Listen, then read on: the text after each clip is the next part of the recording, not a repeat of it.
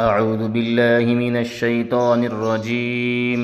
بسم الله الرحمن الرحيم.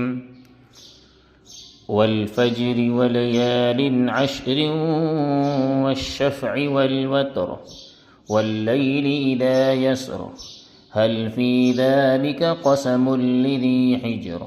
ألم تر كيف فعل ربك بعاد إرم ذات العماد التي لم يخلق مثلها في البلاد وثمود الذين جابوا الصخر بالواد وفرعون ذي الأوتاد الذين طغوا في البلاد فأكثروا فيها الفساد فصب عليهم ربك سوط عذاب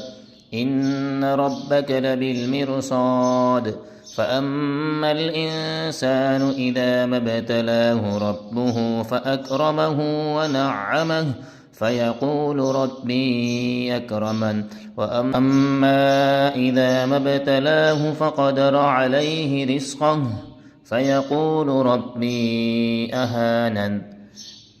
كلا بل لا تكرمون اليتيم ولا تحاضون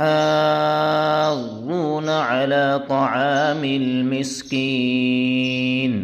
وتأكلون التراث أكلا لما وتحبون المال حبا جما كلا إذا دكت الأرض دكا دكا وجاء ربك والملك صفا صفا وجيء يومئذ بجهنم يومئذ يتذكر الإنسان وأنى له الذكرى يقول يا ليتني قدمت لحياتي فيومئذ لا يعذب عذابه أحد ولا يوثق وثاقه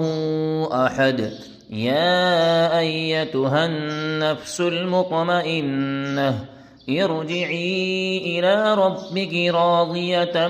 مرضية فادخلي في عبادي وادخلي جنتي.